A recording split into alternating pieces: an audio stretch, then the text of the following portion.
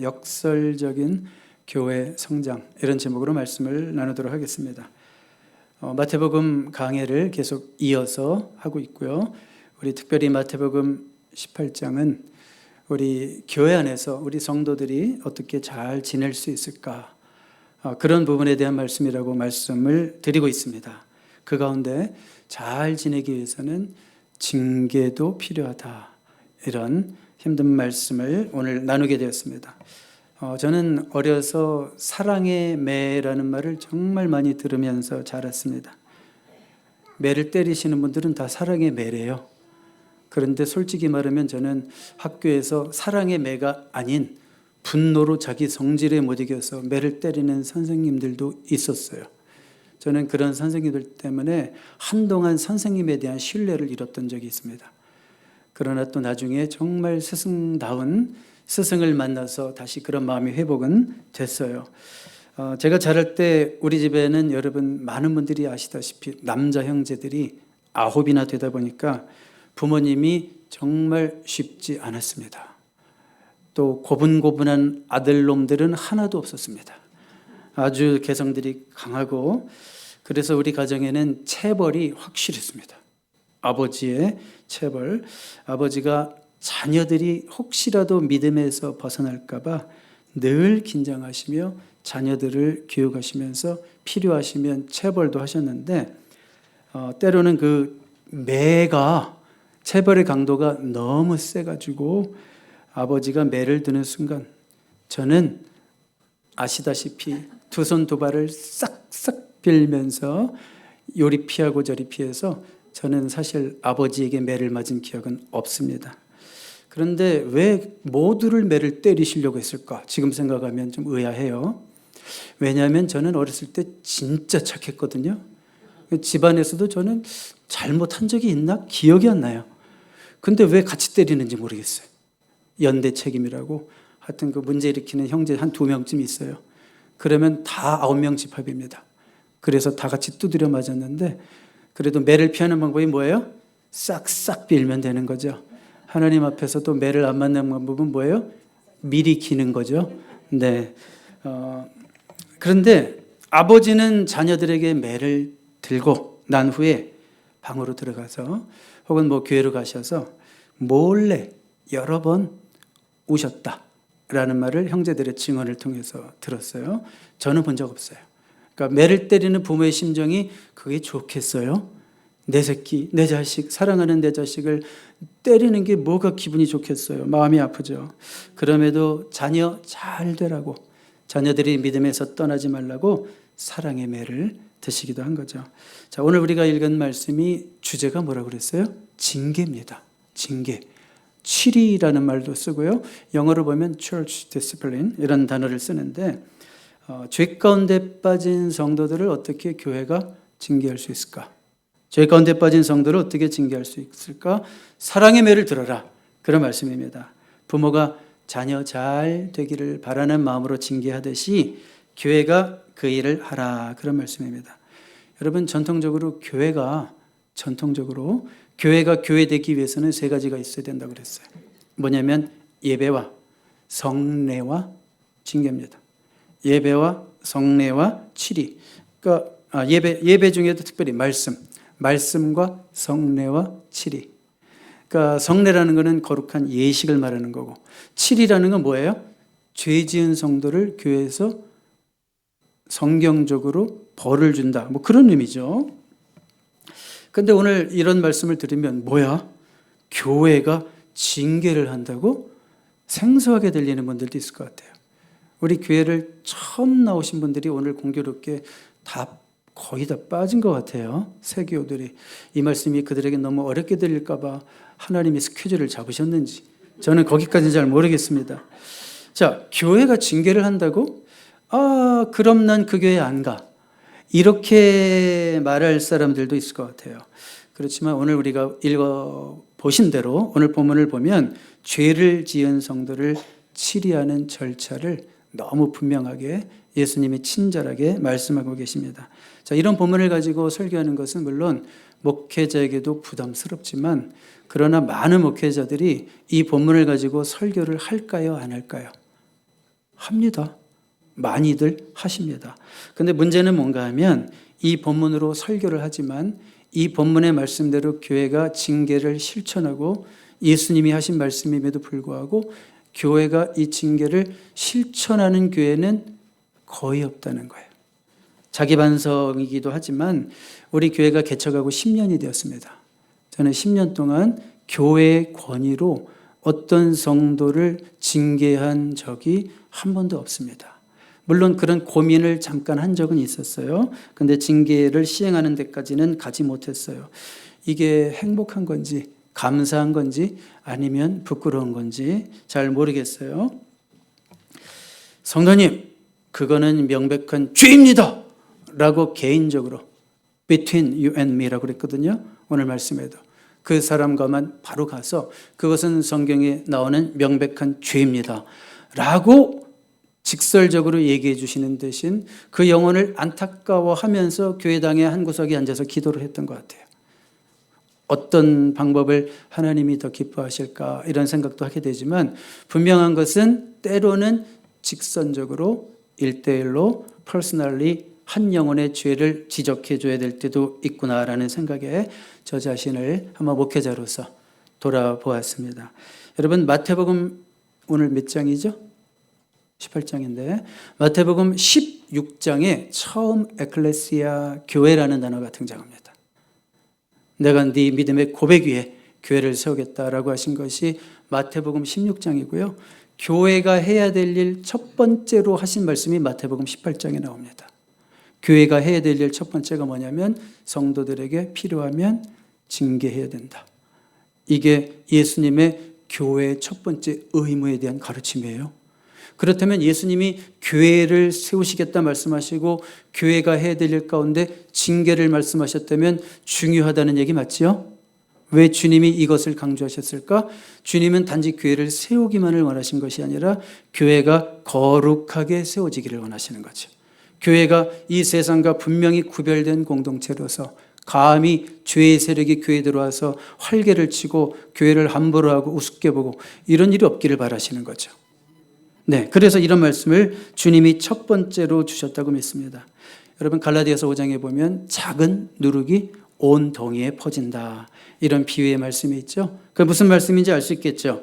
죄를 짓고 있는 성도 하나만 교회에 있어도 나쁜 영향을 주고 있는 교인을 방치하면 교회 전체가 오염될 수 있고 교회 전체가 약화될 수 있다. 그런 말씀인 줄로 믿습니다. 자, 그래서 오늘 우리가 이 말씀도 저에게도 참 필요한 말씀으로 제가 준비하면서 갈등도 있고 고민도 있었지만 이건 정말 주님 앞에 순종하는 마음으로 내가 말씀 앞에 굴복하는 마음으로 성경적으로 잘 전해야 되겠다. 그래서 언젠가 주님이 우리에게 이 징계 명령을 내리실 때 주님의 말씀 따라서 할 수 있는 순종하는 목사가 되어야 되겠다. 저도 그런 마음으로 말씀을 준비했고 여러분들도 이 말씀을 하나님 말씀 그대로 받아서 교회의 참 질서와 거룩을 세워가는 일에 여러분들도 같은 마음으로 동참해 주시기를 바랍니다. 자, 그럼 이제 질문이 생겨요. 도대체 무슨 죄가 교회의 징계를 받아야 될 죄일까? 무슨 죄가? 여러분, 개인적인 서운함으로 불평하는 게 징계를 받아야 될 내용이 아닙니다. 그러니까 오해하시면 안 돼요. 누구나 신앙생활을 하면서 개인적으로 서운해할 수 있고 그리고 신앙의 칼라 때문에 목사님에게 조금 힘들어하는 사람이 있어요. 가끔. 평생 본인이 이렇게 신앙생활을 해오던 나는 무슨 교단 이제 거기서 평생을 자라왔기 때문에 또 어느 교회로 오는 순간 박 목사님은 내가 배운 거랑 다르게 얘기하는 것 같아 이러면서 조금 도가 지나치게 목사님이 틀렸고 막 이런 식으로 얘기하는 분이 있어요. 이제 그런 분들이 징계의 대상이 아니에요. 그런 신앙적 색깔의 차이, 성향의 차이, 개인적인 서운함 때문에 뭐 좀 불평을 표했다고 교회가 억지로 권위를 만들어서 그들을 징계한다? 그런 얘기가 아니고요. 어느 한 목사님이 우리 성결교회 교단법과 그리고 우리 성경에 나타나 있는 어떤 죄가 징계를 받아야 될 죄인가를 잘 정리해 주셨는데 제가 그대로 소개할게요. 첫 번째로 성경이 금하는 명백한 도덕적 위반을 저지른 경우. 예를 들어서 아주 강한 예를 든다면 목사가 7계를 범했다. 그러면 목사도 죄를 지을 수 있죠. 물론 하나님은 용서하시죠. 그렇지만 교회 절차에 따라서 7계를 범한 목사를 계속 강단에 세울 수 있어요? 없죠. 징계를 해서 뭐 교회를 떠나게 한다든지 아니 뭐 근신 3년 뭐 예를 들면 그렇게 엄격하게 해야 된다는 그런 얘기입니다. 두 번째로 거짓 교리로 성도들을 미혹하는 경우. 그러니까 교회는 무엇보다도 거룩성을 지키기 위해서 이단에 대해서는 굉장히 우리가 주의 깊게 봐야 되는 거죠. 그 다음에 세 번째로 공적인 예배를 어지럽히거나 교회의 정당한 사역을 고의로 방해하는 경우. 당연하겠죠. 네 번째로 허위 사실을 유포하는 경우. 허위 사실을 유포해서 목회자나 또 교회의 어떤 직분자들이나 그런 분들의 명예를 실추시키고 뭐 근거도 없는 얘기들을 뭐 누가 그랬다더라 이러면서 그런 사실들을 교인들에게 돌아다니면서 퍼치고 하는 그런 경우 말하는 거죠. 그 다음에 다섯 번째, 당을 짓거나 파벌을 만들어 공동체를 분열시키는 행위. 우리가 민수기 성경을 보면 고라의 일당이라든지 당을 만들고 파벌을 만들어서 하나님께 대적하고 모세의 지도력을 무시하고 이러면서 계속 파벌을 만드는 그런 부분들. 그 다음에 여섯 번째, 이 목사님은 우리 교단법과 또 성경에 근거해서 여섯 번째로 징계를 받아야 할 죄는 가십이다, 험담이다 이렇게 말씀을 했어요. 그러면서 그분은 뭐라고 표현하냐면 가십은 살인보다 더 무서운 인격살인이다. 교인들에게 아주 빠르게 전의를 가져오는 악성함이다 이렇게 표현을 하셨어요. 가십이라는 게 얼마나 빠르게 교인들에게 전달되고 전이가 되는지 여기서 나온 말이 3일 지나면 전 교인이 다 알고 있을 정도로 그럴 수도 있다는 거예요. 자, 그러면서 이런 말씀하십니다. 교회는 불이 나서 망하는 것이 아니라 가십 때문에 망한다. 여러분, 교회가 불이 나잖아요. 교회 보험 때문에 교회를 새로 짓는데요. 오히려 50년 된 건물이 불이 나는 바람에 새 건물 짓고 보험금 많이 받아서 이런 일들도 가끔 저도 들어요. 우리 교단에서도 그런 일이 있었고. 자, 그런데 교회는 불이 나서 망하는 것이 아니라 뭐 때문에 망한다? 가십 때문에 망한다. 자, 이런 죄들이 징계를 받아야 할 죄다 이렇게 말씀하십니다. 자, 그런데 문제는 뭘까요? 왜 교회는 7일을 시행하지 못하는가? 왜 교회는 7일을 시행하지 못하는가? 첫 번째로 이런 이유가 있어요. 교회가 교인들의 눈치를 보기 때문입니다. 여러분, 고린도 교회 얘기를 잠깐 드릴게요. 고린도 교회는 어떤 문제까지 있었냐면 계모와 동거한 자가 버젓이 교회를 다니고 있었고요. 그러니까 엄마를 범했다 이거예요. 그러니까 세상에서도 없었던 죄를 짓는 자들이 교회에 있었고요. 그 동거한 자의 죄를 묵인했습니다. 고린도 교회는. 고린도전서 5장 얘기죠. 왜 그가 죄를 지었다고 말하지 못했을까요? 왜 교회는 징계의 절차를 밟지 못했을까요? 혹시 그 죄를 저지른 자가 교회 재정에 큰 힘을 발휘하는 자였기 때문은 아니었을까요? 성경에 그런 얘기는 없지만 그럴 수도 있다면 오늘날 교회가 돈 때문에 순결성을 팔아먹는다면 그게 교회의 타락입니다. 이해가십니까? 네. 자, 그리고 또 오늘날 교회가 온전히 7일을 시행하지 못하는 또 다른 이유가 있습니다. 뭘까요? 교회는 7일을 하려고 합니다. 성경의 말씀에 따라서 순종하려고 합니다. 그런데 7일을 받는 자가 받으려고 하지 않습니다. 7일을 안 받습니다. 거부합니다. 내가 죄를 지었다고? 나만 죄인인가? 다 죄인이지? 어디서 주워 들은 건 있잖아요. 그렇죠? 나만 죄인인가? 다 죄인이지? 그 다음에 중요한 건 뭐냐면 뭐 교회가 여기만 있나? 이게 제일 문제죠. 뭐 교회가 여기만 있나? 자, 이러니 7위 자체가 성립되지 않습니다. 그리고요, 어떤 교인이 자기의 죄를 인정하지 않고 나갈 거 아니에요. 7일을 받으려고 하지 않고 나갈 거 아니에요. 다른 교회를 갔어요. 그러면 다른 교회에서 야, 저 죄 짓고 왔대 이러면서 쉬쉬하는 게 아니라 쌍수를 들고 박수를 친다는 게 문제죠. 그러니까 교회는 주님의 말씀 따라 교회의 권위로 치리권을 부여받았지만 행사할 수도 없고, 교인은 교인대로 죄에서 돌이켜 회복될 수 있는 방법도 없고, 결국 결과는 뭐예요? 순종하고 싶지만 순종할 수 없는 교회, 순종할 의지도 없는 성도만 남는 거죠. 가슴 아픈 얘기죠. 자, 여러분, 여기서 치리에 대한 오해를 한 가지 시정하고 넘어갈게요. 여러분 너무 좋습니다. 말씀 가운데 지금 잘 따라오고 계신 것 같아서 너무 좋습니다.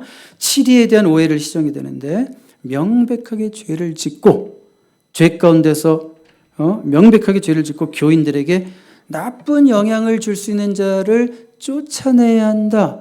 이게 치유의 목적이 아니에요. 치리의 목적이 아니에요. 이게 징계의 의미가 아니에요. 오히려 반대로 죄 지은 자를 교회에서 쫓아내기 위함이 아니라 죄 지은 자를 교회가 회복될 수 있도록 도와주기 위함이에요. 이것을 놓치면 안 돼요. 여러분, 지금 7일을 다루고 있는 이 본문 바로 앞에 우리가 지난주에 나눴던 말씀인데, 어떤 말씀이냐면, 목자가 잃은 양 한 마리를 찾기 위해서 부단히 애를 쓰면서 찾아 나서는 거 있죠. 바로 그 본문에 이어지는 말씀이 오늘 말씀이에요. 바로 그 목자의 심정으로 죄를 지은 한 영혼 깨닫지 못했어요. 물론 내가 말한다고 해서 깨닫지 못할 수도 있어요.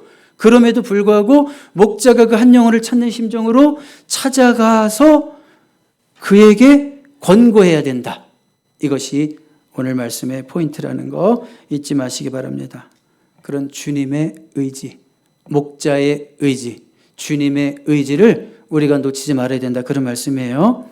자, 그래서 이제 우리가 오늘 이제 본문 읽었는데, 그 중에서 15절, 16절, 17절에 치리의 절차를 우리 주님이 아주 친절하게 말씀해 주고 계십니다. 한번 볼까요? 첫 번째 단계는 뭔가 하면 죄 지은 자를 개인적으로 찾아가서 권고하는 것입니다. 내 형제가 죄를 범하거든 가서 너와 그 사람과만 상대하여 권고하라. 만일 들으면 내가 내 형제를 얻은 것이요. 여기 분명히 뭐라고 그랬어요? 가서 너와 그 사람과만 상대하여. 그러니까 누군가 죄를 지은 것을 내가 알았다면 그것을 만방에 알리라는 얘기가 아니죠.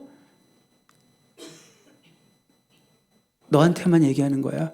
김 집사가 그런 짓을 했대. 이런 말 하지 말라는 거죠. 네? 그런 말 하지 말라는 거죠. 조용히 개인적으로 가서 개인적으로 권면하라는 거예요. 그리고 여러분, 권고할 때 우리의 태도는 어떻게 되는가? 겸손해야 되고 온유해야 됩니다. 너는 죄인이고 나는 의인이고 내가 너를 정죄한다라는 그런 느낌으로 하는 게 아니에요. 우리 갈라디아서 6장 1절 한번 같이 읽어봐요. 시작. 형제들아, 사람이 만일 무슨 범죄한 일이 드러나거든 신령한 너희는 온유한 심령으로 그러한 자를 바로잡고 너 자신도 살펴보아 너도 시험을 받을까 두려워하라. 그러니까 우리도 똑같이 넘어질 수 있는 죄인이라는 인식이 있어야죠. 그렇죠. 우리도 넘어질 수 있어요. 우리도 시험 받을 수 있어요. 그런 마음으로. 그렇지만 지금은 내가 하나님 말씀 따라서 그에게 권고해야 된다면 온유한 심령으로, 영적 교만과 정죄하는 자세가 있으면 절대 안 되는 거죠. 자, 두 번째 단계가 있어요. 근데 이 첫 번째 단계에서 듣지 않으려고 해요. 한번 16절로 가보세요. 만일 듣지 않거든 한두 사람을 데리고 가서 두세 증인의 입으로 말마다 확증하게 하라. 자, 이제 첫 번째 권고를 듣지 않으면 한두 사람을 증인으로 데리고 가라. 그런 말씀입니다. 이게 뭘까요? 집단 공격이 아니라 사안의 객관성을 확보하는 거예요.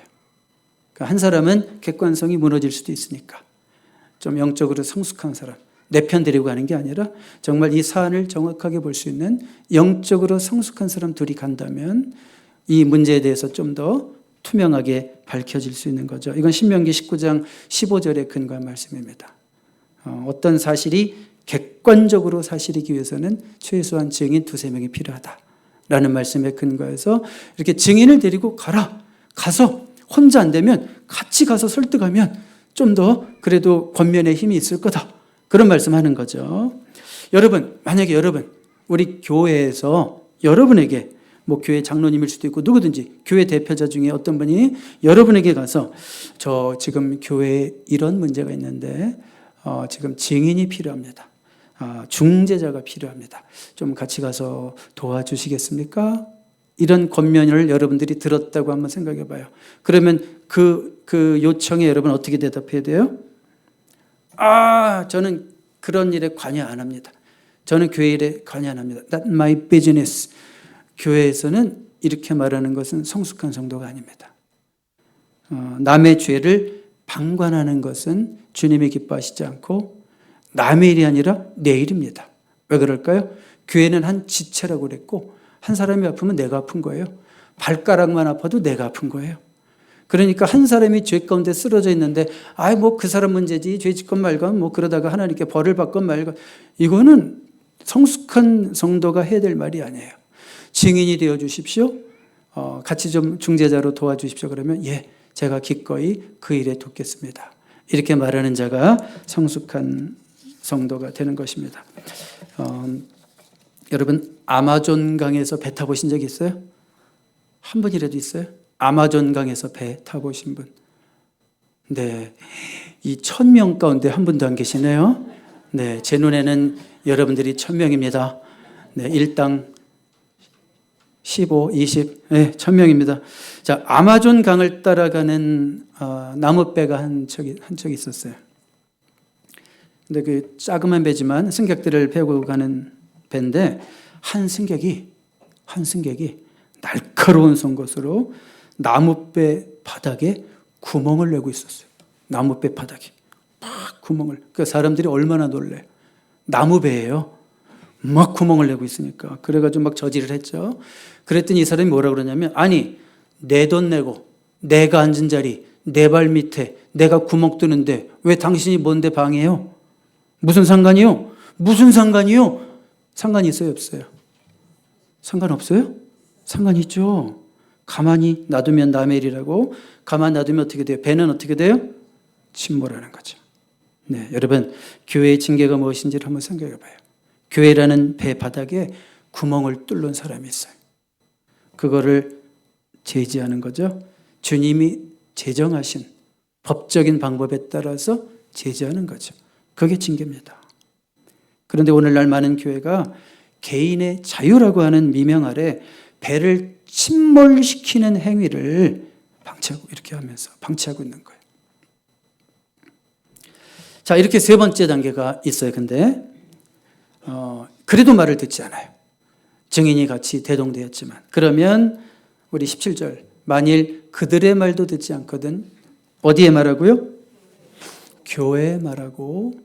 자, 교회의 최종 권위를 주님이 부여해 주시는 거예요. 교회는 괜히 당회가 있고 뭐 운영위원회가 있고 그런 거 아니죠. 그건 여러분들이 기도하면서 그래요. 이 교회를 위해서 잘 치리해 주십시오. 라고 여러분들의 동의와 인정에 의해서 세워주신 거죠. 그래서 최종 권위를 성경도 교회라고 말하고 있습니다. 여기서 교회라는 것은 교인 전체를 말하는 게 아니라 때로는 그것이 어떤 목회자 그룹이 될 수도 있고 당회가 될 수도 있고. 자, 교회에 말하고. 그런데 이제 교회의 말도 듣지 않거든 어떻게 하라고요? 이방인과 세리와 같이 여기라. 이거는 쉽게 말하면 불신자처럼 여기라는 거예요. 저 사람은 믿지 않는 자다. 성경의 말씀을 억셉트하는 자가 아니니까 전도의 대상 정도로 생각해서 접근해야지 스스로 알아서 깨닫고 돌아올 수 있는 그런 종류가 아니다라고 생각을 하는 거예요. 자, 여러분 이렇게까지 하는 거. 이방인과 세리들은 그 당시 이 성경이 쓰여질 당시에 교회 공동체에 함께 있을 수 있었을까요? 없었을까요? 그 당시에는. 그 당시 개념으로는 없었어요. 그러니까 출교하라는 거예요. 쉽게 말하면 교회에서 나가라는 거예요. excommunication이라는 단어를 써요. 왜 이렇게까지 할까? 이렇게까지 한다는 것이 죄 지으면 쫓아낸다. 이런 의미가 아니라 이렇게까지 해서라도 한 영혼이 충격을 받게 해서라도 내가 죄를 가볍게 여겼더니 성도들이 나를 쳐다보지도 않네 이제는. 그렇게 사랑으로 대해주더니 이제는 나를 더 이상은 쳐다보질 않네. 뭐예요? 충격을 받게 해서라도 그 영혼을 죄에서 돌이켜 주님께로 돌아오게 된다라는 이 말씀의 문맥 속에서 이해해야 된다고요? 뭘 교회가 그렇게 잔인하게 교회 성도를 내치고 이런 식으로 이해하면 여러분들이 완전 오해하는 거예요. 그러니까 계속 끝까지 우리가 붙들어야 될 것은 죄를 짓고 깨닫지 못한다고 할지라도 그래도 그 영혼이 스스로 죄를 깨닫고 돌아올 수 있도록 교회는 최선의 노력을 다해야 된다라는 것이 2단계까지 온 거예요. 여러분, 교회가 이런 일을 하는 것이 쉬워요, 어려워요? 어렵다고 말씀했잖아요. 저도 교회 10년, 개척 10년을 돌아보면서 왜 이런 일이 한 번도 없었을까? 과연 교회 안에 들어와서 이단적 사설을 유포하는 사람이 한 명도 없었을까? 분명히 비도덕적인 행위를 일삼으면서도 법적으로 여전히 아내가 3명인데 왜 나는 그런 자에게 그거는 틀렸습니다라고 나는 왜 얘기를 못했을까? 나는 왜 구석에 앉아서 기도만 했을까? 이런 일을 하는 것이 쉽지는 않습니다. 왜냐하면 이런 일을 행할 때 정말 영적 싸움이 있어요. 영적 싸움이 있어요. 악한 마귀도 가만히 있지 않고 악한 마귀들은 성도들에게 그런 말을 하게 할 겁니다. 아유, 무슨 교회가 그런 일을 해? 세상이 다 변해가고 있는데 그럼 교회가 성장하겠어? 교인들의 입을 통해서 그런 말을 하게 하겠죠. 교회는 그냥 와서 재밌게 놀다 가는 거지. 뭘 교회가 이렇게 심각한 얘기를 해야 돼. 그럼 교회 성장 안 해요. 깨끗한 물에는 물고기가 없어요. 대충 더러워야지 이런 고기도 있고 저런 고기도 있는 거. 이런 논리를 그런 데다 갖다 대면 안 돼요. 예수님의 우선의 관심은 교회의 거룩성입니다. 그러니까 영적으로 큰 싸움이 생길 수 있어요. 중요한 말씀이 선포될 때 여러분들의 시야를 또 흔들어 놓는 일들이 생길 수 있습니다. 이 중요한 말씀이 그냥 흘러가게 할 수 있는 또 마음속에 딴 생각이 들 수가 있습니다. 오늘 집에 가서 뭐 할까? 점심 오늘 약속이 있는데 뭘 먹을까? 또 이런 생각하면 안 됩니다. 자, 여러분, 영적 싸움이 있다는 거예요. 이런 일은 힘든 일이에요. 교회의 징계를 받지 않으려고 하는 그 사람의 편에 서서 교회를 공격하는 자들도 생길 수 있습니다. 온전히 세속에 사로잡혀 있고 물들어 있는 자, 교회의 거룩성을 이해하지 못하는 자, 하나님 말씀을 온전히 신뢰하지 않는 자, 그런 자들은 얼마든지 그 징계를 거부하는 자들과 손을 잡고 교회를 공격할 수 있습니다. 교회가 딴 거야? 어떤 교회 보니까 그냥 목사가 죄 짓던데. 그때 또 이제 그런 얘기 또 들고 나오죠. 여러분, 기도의 영적 싸움을 아는 성도님들은 교회가 어려울 때마다 더 무릎 꿇어야 된다는 걸 알아요. 이거는 그 배후에서 역사하는 악한 영의 역사가 있다는 걸 알아요.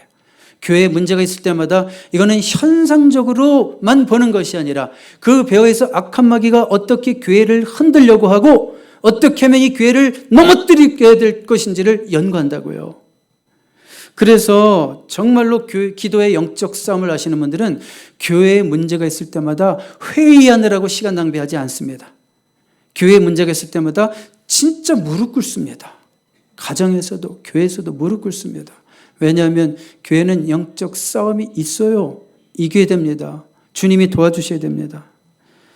교회가 문제 앞에서 있을 때 정말 합심하여 간절히 기도할 때 여러분 간증을 얘기하려면 수도 없이 많습니다. 하나님께서 그 문제 앞에서 기도할 때 하나님의 방법으로 기적적인 방법으로 역사하셔서 교회의 문제가 되지 않게 하시고 문제를 해결하게 하시고 오히려 문제 때문에 교회에 더 좋은 일이 있게 하시고 합력하여 선을 이루게 하시고 주님의 방법으로 해결하시는 역사는 제 개인적인 간증으로도 허다하게 많습니다. 그렇지만 여러분들이 이런 교회에 문제가 있을 때 혹시 한 교인을 징계해야 된다? 그러면 벌써 어떤 목사님들은 겁먹겠죠. 이 교인들을 징계함으로써 또 다른 교인들이 흔들릴 텐데 무슨 교회가 저런 일을 하나 이러면서 또 흔들릴 텐데 안 되지. 고객을 놓치면 안 되지.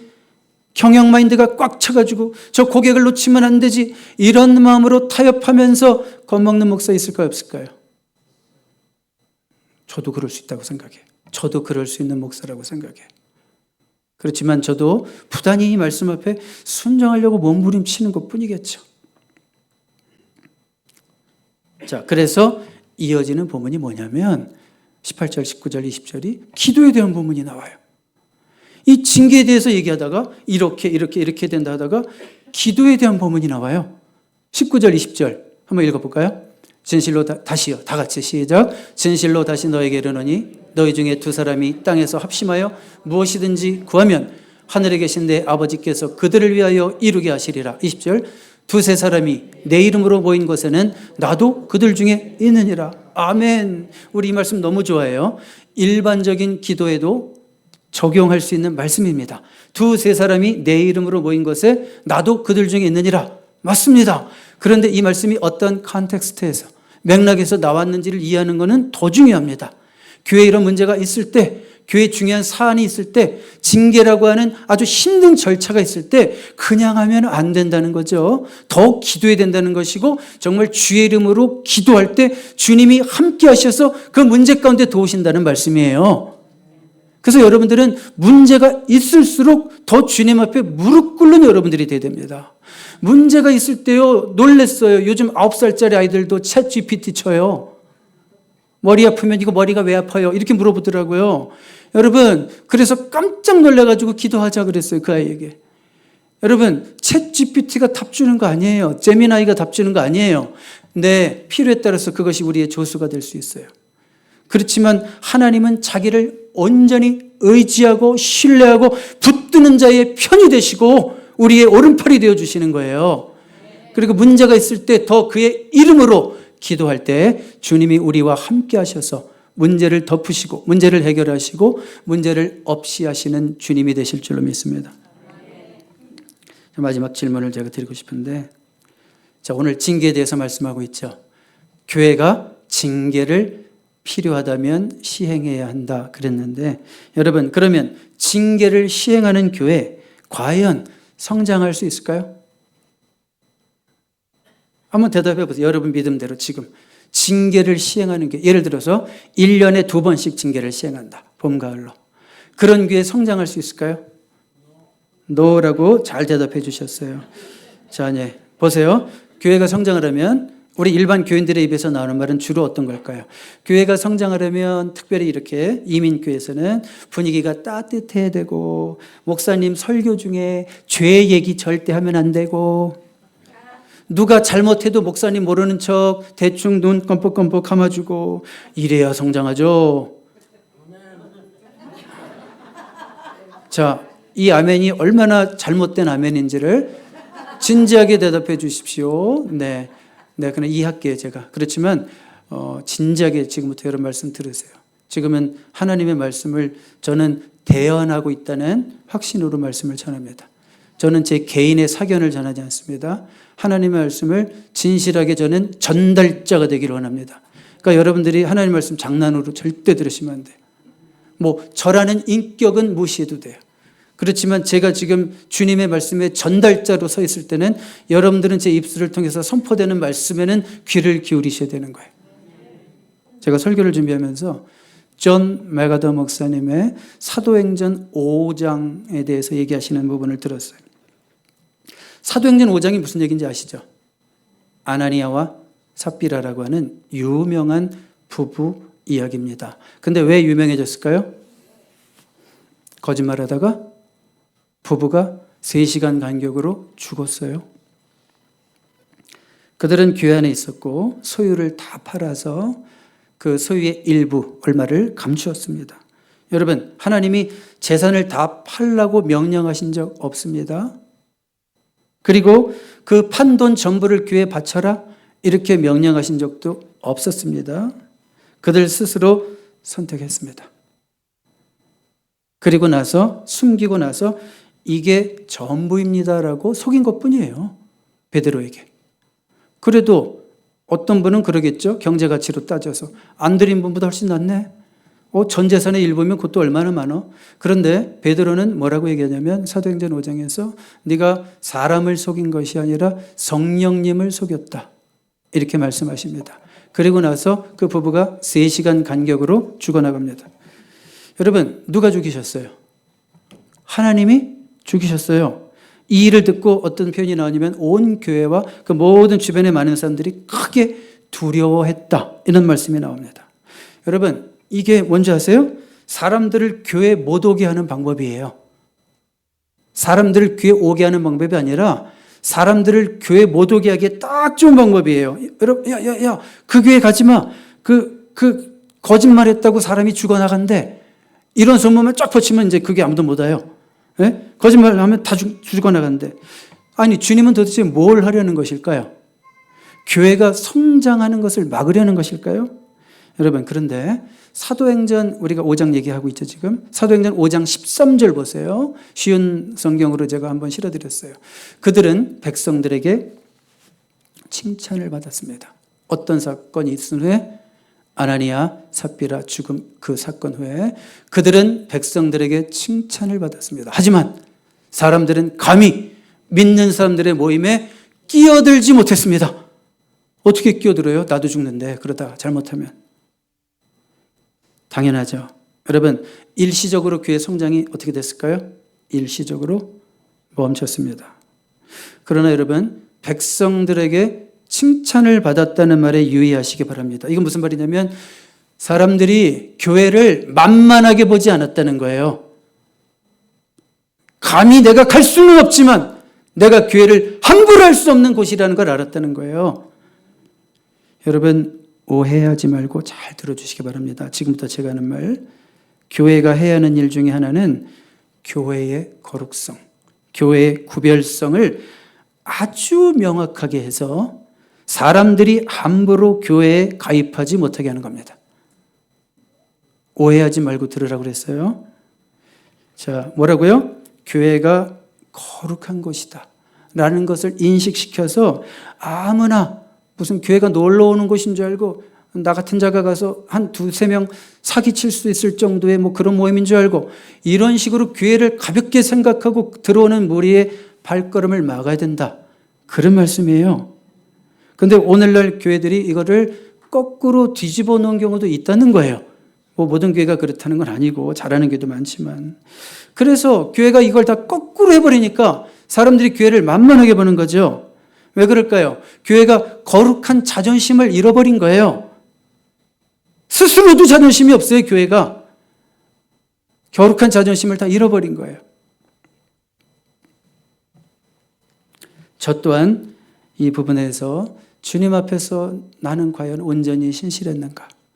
저도 이 말씀 앞에 다시 저 자신을 되돌아봅니다. 여러분, 만약에 여러분들이 신학교를 갔어요. 아, 나도 이제 소명을 받고 나도 한번 하나님 말씀을 온전히 배워보자. 신학대학을 갔어요. 어쩌면 내가 목사가 될 수도 있죠. 근데 거기 보니까 교회 성장학이라는 과목이 있어요. Church Growth. 교회 성장학이라는 과목이 있어요. 그런데 교회 성장학에서 뭘 가르칠까요? 사도행전 5장을 가르칠까요? 여러분, 교회가 성장하려면 교회는요, 기준이 엄격해야 됩니다. 교회는 죄에 대해서 철저하게 징계를 해야 됩니다. 교회에 아무나 발을 들여놓지 못하게 됩니다. 혹시 이렇게 가르칠까요? 그러진 않겠죠. 그러지 않습니다. 실제로 저도 Church Growth라는 과목을 한 20년 전에 들었습니다. 제가 기억나는 것은 교회가 성장하기 위해서는 교회 위치가 어디 있어야 되느냐, 프리웨이에서 얼마나 가까워야 되느냐, 실질적으로 이런 얘기 들었습니다. 제가 이런 얘기 다 무시하는 거 아닙니다. 이런 지혜도 하나님이 주시면 필요합니다. 그리고 목사가 설교하는 메시지의 주제는 어떤 것들을 주로 전해야 되느냐, 이런 얘기도 나왔습니다. 그런 얘기를 제가 다 무시한다는 얘기는 아닙니다. 그렇지만 교회 성장학에서 교회가 성장하기 위해서는 교회는 징계를 실현해야 되고 교회는 문턱을 높여야 됩니다. 이렇게 말할까요? 말하진 않는 것 같아요. 자, 그러니까 교회가 이런 식으로 하면 성장 안 할 것 같죠? 14절 한번 반전이 있어요. 사도행전 5장 14절 같이 읽어봐요. 시작. 믿고 주께로 나오는 자가 더 많으니 남녀의 큰 무리더라. 여러분, 뭐라고요? 믿어지세요? 믿고 주께로 나오는 자가 더 많으니 남녀의 큰 무리더라. 여러분, 교회 성장 원하십니까? 이런 14절 같은 교회가 되기를 원하십니까? 그렇다면 사도행전 5장 전략을 따르는 게 맞지 않아요? 주님의 말씀대로 하는 게 맞지 않아요? 죄에 대해서 말해주는 게 맞지 않아요? 필요하다면 징계를 하는 게 맞지 않아요? 교회의 영적인 기준을 낮추지 말아야 된다는 거예요. 왜 영적인 기준을 맞춰요? 왜 교회가 누구 비위나 맞추기 위해서 존재합니까? 교회는 하나님의 말씀을 말씀되게 증거하는 것이 교회가 돼야 되는 거 아니에요? 그래야지 어린 성도들도 신앙생활은 이런 것이구나. 내가 따라가야 될 믿음의 기준은 이거구나. 오히려 표대가 생겨서 따라오는 거 아니에요? 새 신자가 왔는데 교회 생전 처음 다녀보는 자가 왔는데 보니까 교회도 그냥 내가 대충 적응할 수 있는 곳이네. 저 세상 사교단체와 별로 다를 바가 없네. 그러면 무슨 교회가 매력이 있어요? 오히려 교회가 어린 성도들에게도 기준을 제시해 줄 수 있고 우리가 저 차원을 향하여 나도 가야 되는 거구나. 나도 저 집사님처럼 신앙생활을 해야 되는 거구나. 나도 그렇게 살아야 되는 거구나. 이런 도전이 돼야 되는 게 맞지 않습니까? 여러분, 영적 자존심을 높이시고 지키시기 바랍니다. 저도요, 사실은 이번 주일 설교를 하면서 제 자신을 한 번 더 돌아봤어요. 왜냐하면 제가 예전에 어떤 얘기를 몇 번 했는지 알아요? 여러분, 교회 담벼락을 낮춰야 됩니다. 이런 사람도 교회 올 수 있고 저런 사람도 교회 올 수 있고 그것도 어떤 의미가 있어요, 한편으로는. 그런데 오늘 말씀을 준비하다 보니까 아니네. 교회 담벼락을 낮춰야 되는 게 아니라 교회 담벼락을 주님은 높이라고 말씀하시는구나. 기준을 분명히 하라고 말씀하시는구나. 그럴 때 일시적으로 교회가 약해지는 것 같을 수 있지만 그렇게 말씀 가운데 기준이 분명히 선 교회는 어떤 일이 생길까? 믿고 죽기로 돌아오는 자가 더 많으니 남녀의 큰 무리더라. 하나님이 보내주신다는 거죠. 하나님이 하나님의 방법대로 했더니 하나님이 필요한 영혼들을 교회에 채우신다는 말씀이죠. 정말로 말씀을 사모하고 정말로 말씀을 진지하게 사모하는 영혼들로 채워주신다는 말씀 아니겠습니까? 저는 이것만이 하나님이 인정하시는 정당한 교회 성장 방법이겠구나. 이런 결론을 내렸습니다. 여러 가지 교회 성장 방법을 얘기하지만 우리는 말씀대로 초대교회는 이런 방법으로 하나님의 말씀대로 잠시 더디게 갈지라도 잠시 주춤할지라도 하나님의 뜻대로 행하는 교회, 그래서 성장하는 교회, 이것만이 주님이 진짜 인정하시는 역설적이지만 우리 가운데 일어날 수 있는 교회의 성장 방법이구나. 이런 확신을 갖게 되었습니다. 자, 우리 찬양 한 곡 같이 드리겠습니다. 우리 말씀 앞에서 두려워할 줄 알고 그 말씀에 생명을 걸고 따라갈 수 있는 자, 바로 그 한 사람을 우리 주님이 찾으시는 줄로 믿습니다. 그런 교회를 주님이 이 시간 찾으시는 줄로 믿습니다. 그렇게 말씀대로 따라간다면 주님이 그런 교회를 책임지실 것을 믿습니다. 우리 같이 믿음의 고백으로 찬양하겠습니다.